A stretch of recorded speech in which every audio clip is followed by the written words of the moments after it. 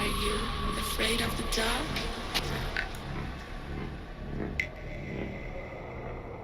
Are you scared?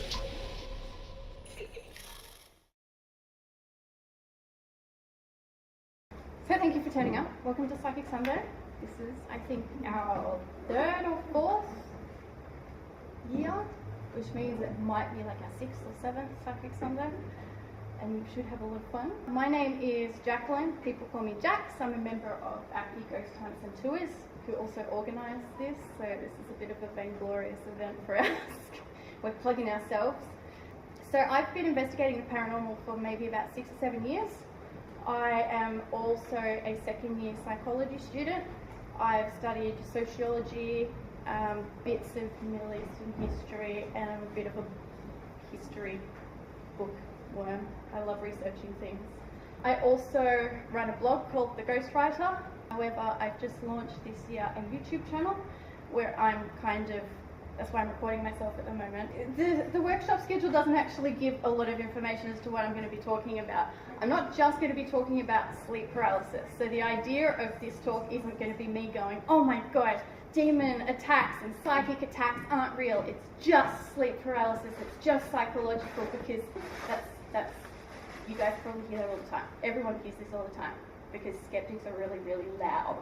I'm going to be talking about the history of sleep paralysis and the paranormal encounters that come with it throughout the ages, because this has been happening for a really, really long time. The very, very first instance of sleep paralysis was recorded in ancient Mesopotamia, almost, I think it was about 2,500 years BC, 2400 BC. Sorry, I had to write everything down. Back in the day, obviously, everyone was a lot more spiritually motivated. However, this was a time when spirits and people coexisted and commingled. Like, you would walk down the street and you might fall over or get hit by a car. Well, not a car, by a horse, a runaway horse. And someone would go, oh, he must have offended the gods. It was just a given thing. Back in ancient Mesopotamia, sleep paralysis or a psychic attack at night was referred to as the work of a demon called a lilu. And I'll explain the etymology in a sec. So the very, very first instance of the lilu demon is in the ancient Sumerian list of kings. Gilgamesh's father, Gilgamesh was a great Mesopotamian king / hero. If you guys have heard of the Epic of Gilgamesh. And his father was supposed to be a lilu, which was a demon that visited women at night and disturbed them. Whether or not they liked being disturbed remains to be questioned. So that was the male version. The female version was referred to as a lilitu, and they appeared to men in erotic dreams. We also have the Ardent lily and the Urdu lily, who used to impregnate their unsuspecting victims. I'm not sure how you could manage to not notice that you were impregnated by a demon, but hey. Which you may have noticed, these words also resemble Lilith, who is perhaps the most famous succubus of them all. Lilith, according to biblical canon, so we're moving to around about 500 BC, was Adam's first wife, who was cast out of the Garden of Eden because she refused to let Adam control her or be on top of her, literally. She refused to be on the bottom during missionary sex. Within the Germanic tradition, round about the same time, sleep paralysis and the demons that were associated with it were usually attributed to the old hag. So that gave rise to the term hag-ridden, and that has actually stayed up until this day. So if someone's had a really, really bad night's sleep, you might have someone say, oh, you look really haggled, you look really hag-ridden, haggard. In Italy, they might say that you've been attacked by a pendafecchi. The thing that links all of these demons together is that they would be either laying on your chest or sitting on your chest, so that the victim could not move. The victim would find it hard to breathe. In Europe, we find that around this time, succubi then began to be called mare, or mare, which then evolved into the term nightmare. So they were a night demon, a night-mare, and that's where we get the word nightmare coming in. Around 1000 CE, so moving a bit further on into the Middle Ages. Obviously, during the Middle Ages, we had a very, very religious view on society, because at that point in time, life was pretty hard. The church was giving people a reason as to why life was really hard, and saying, hey, if you do what we say and believe what we tell you to believe, your hard life is going to be rewarded when you die. And you can't really argue about that when you die, because you'll be dead. So from 1000 CE to the 1300s, a lot of sexual activities or unexplained sexual urges, including sleep paralysis, were usually attributed to the work of a demon. And sexual activities, including masturbation and stuff as well, and wet dreams, were also attributed to the work of a demon. So sexuality was quite repressed back then. There's a bit of a Marxist theory that this fear was used once again to kind of control the masses from outbreeding the upper class, i.e. stop them popping out babies and overthrowing and overbreeding us by making it shameful. Now, this is where we also come across the idea of witches, who were supposed to be incredibly sexual beings, sexually freed women, who obviously stood against everything that the church stood for, and were usually seen and respected in society. It's around about this time that we see that they then become something negative. And the church kind of separates this idea of spirits living alongside us, or paranormal phenomena are living alongside us, to them being something other, something that should be feared and not revered or accepted. So if we move then on to the age of the Renaissance, the church kind of lost a bit of a hold on the reins of society at that point in time. The Renaissance was a time of massive booms of art and science, and of course medicine. Rather than people turning towards religion as a way to explain exactly what it was that they were feeling, they were turning more to the emerging art of science and biology, and even psychology. Early psychology was then being picked up from the Middle East and kind of worked with during the Renaissance period. We have Michelangelo reviving the naked, albeit male, form, and Copernicus challenging the ruling ideology of the church by suggesting that the sun doesn't actually in fact revolve around the earth. And Galileo was discovering planets in the sky, and that people were actively researching and seeking to engage with things that they had been told were a certain way. They were challenging current ideologies, and that included what they had been told for the last God knows how many 100 years during the Middle Ages, saying that demons and sexual urges and all this stuff that's happening to you is wrong and you should stand away from it. That's alright. So during this time, if you went to a doctor saying, hey, I'm having these episodes at night where I'm finding that I can't move and it's really, really hard to breathe, and sometimes it's a little bit freakishly enjoyable and I can't explain why, there was an equal chance that you would get a scientific or biological or a chemical explanation than a spiritual explanation. You were less likely to get turned around and kind of patted on the head and told to go repent your sins. For example, some of the reasons why you might have experienced sleep paralysis back in the day of the Renaissance included drinking bad wine, sleeping too soundly, eating fatty foods too close to bed, eating food that had gone off, not sleeping well enough the night before, so then sleeping too soundly the night after. Things that were kind of obviously less religious. Now during this time there was also a massive emergence or a revival, I guess, of occultism. So we have Hermeticism and, of course, my favorite, alchemy. Now, alchemy and Hermeticism relied a lot on the emerging art of science, because they were seen as relying more on science, which was becoming more and more truthful. People were turning to them more and more.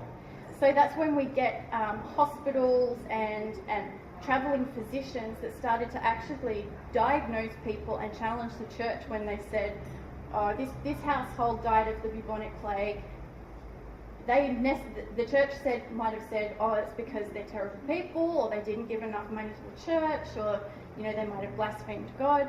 A physician might come along and be like, well, no, they didn't look after their grain stores, and so they got rats, and that's how they then died of the plague. So these travelling physicians were spearheaded by a man, and I love saying his name out loud, Philippus Aureolus Theophrastus Bombastus von Hohenheim. I just like saying a Theophrastus Bombastus. And he was born in a village called Egg. However, most people who might have read up on occultism know him as Paracelsus. He's actually a very, very famous Hermetic alchemist. He was one of the first physicians during the Renaissance to suggest that sleep paralysis was due to a buildup of sulfur within the body. And he wasn't quite wrong, and I'll explain that a little bit later. Now, trouble sleeping and apparent sexual urges were attributed to, in alchemy we have the three main elements. We have sulfur, salt, and mercury. Now, sulfur was associated with masculinity, it was hot, it was something that was it was like the essence of heat. It was the thing that caused things to change. And alchemists proposed that the reasons why people might have sleep paralysis or sexual urges at night is because they had too much sulfur in their body. So this was the only way that their body could get rid of all of this sulfur. If anyone's done chemistry, one of the main ways that you can transfigure sulfur is to set it on fire and then it turns into smoke, kind of thing. Now, sulfur also was commonly associated with demons, which of course the alchemists were like, yeah, see, we're right, because everyone's associated this type of thing with demons, so obviously it's got something to do with sulfur, because demons and sulfur. The next type of diagnosis after the alchemists, sleep paralysis kind of slips out of a lot of research papers and history. I tried looking for a very, very long time, but the next time that it pops up is usually about the mid-20th century, during like the 1940s to 1960s, when we have the UFO craze. So around about this time, if you were having sleep paralysis, you'd have people going, oh, you obviously have some kind of bad memory, this is your psyche trying to come out with it. And you have a lot of alien abductees, or people who claim to have alien visitations, explaining their experience in a way that is very, very similar to sleep paralysis. Between then and now, there's been a lot more research on what actually causes sleep paralysis. So if you go to a doctor now, most of the time they'll say, oh, it's stress, or mainly it's stress, or you have anxiety, and they'll give you something to help you sleep, and then it's all taken care of. Now I'm going to explain the reason why the alchemists were actually not entirely quite wrong. The going scientific theory with sleep paralysis is that it is caused by stress. Stress is brought about by high levels of a chemical called cortisol, which your body naturally releases when it's feeling particularly nervous. For example, I've got cortisol like coming out of my pores for the past like 15 minutes. Can you tell? Yeah. I'm just... Cortisol is broken down in your body by sulfur-containing amino acids. So once you've gone past that fight and flight kind of stage, these amino acids are then meant to eat all of the cortisol, and then everything's cool, everything's great, you're safe, you can calm down. However, if you are stressed and you go to sleep, your sulfur amino acids aren't actually eating all of the cortisol. So I guess rather than there being a build-up of sulfur in your body, the problem might be that you don't have enough of these amino acids to eat up all of the cortisol, so therefore you're more likely to have an episode of sleep paralysis kind of thing. I don't know. It struck me as interesting. Anyway, so I think the most important thing, especially considering sleep paralysis in the modern age at the moment, is that just because science is saying, hey, there's a chemical reaction, this is what's happening to you, it's just a psychological thing, doesn't invalidate the fact that it can be incredibly disturbing, it can be worrying. There are some people that have PTSD, like alien abductees. People might say that it is just a psychological happening, but the fact that it has happened to you still leaves a psychological mark. Whether or not it actually happened to the brain, it did happen. So, for example, the reason why I love talking about sleep paralysis and all these sorts of things is because I regularly suffer from sleep paralysis because I have anxiety and certain other things. It usually happens about 3 or 4 times a year, and it's a thing that happens. The most common type episode of sleep paralysis that we find, and I asked a whole heap of my friends on Facebook, and you'll find that even if you ask some of your friends, almost every person has had this happen at least once to them. It's the immobility associated with an intense feeling that there is an intruder in the room, or that there is someone either standing next to your bed, or on you, touching you, doing something to you, and it's this helplessness. I think it's just important for us to not just take the explanations that we're given both by our spiritual leaders and our scientific leaders, and kind of make a decision for ourselves.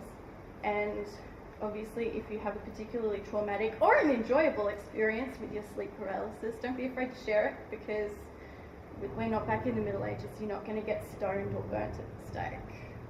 I'll probably do a talk on it or something.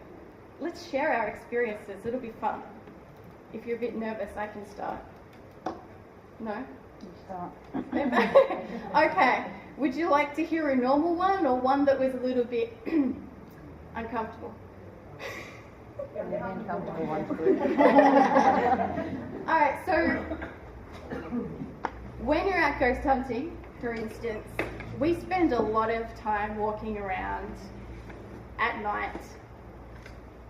We may seem particularly fearless when we're walking around in the dark.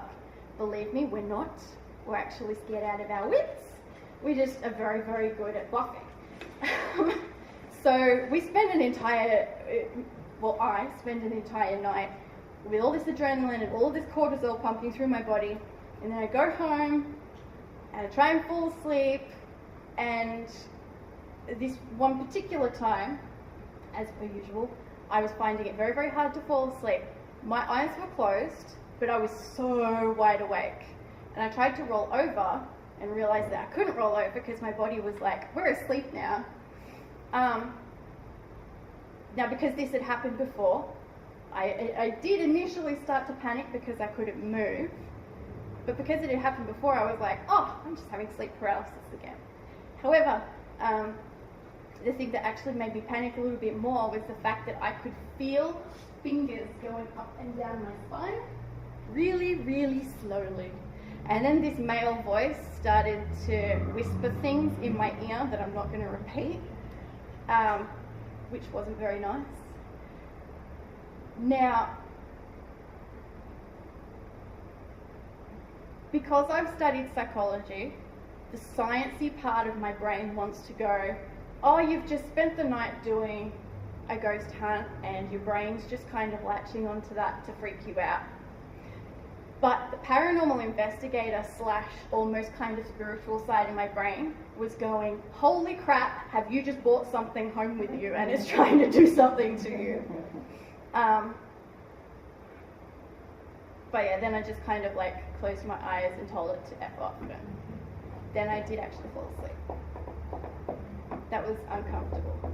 There have been 2 times when it has been inherently sexual, but I knew at the time that was totally just my body and my hormones going woo, as they do.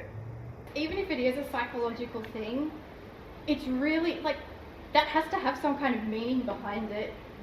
I mean, who's to say that the presence of spirits can't, maybe they can manipulate our body chemistry. I don't know.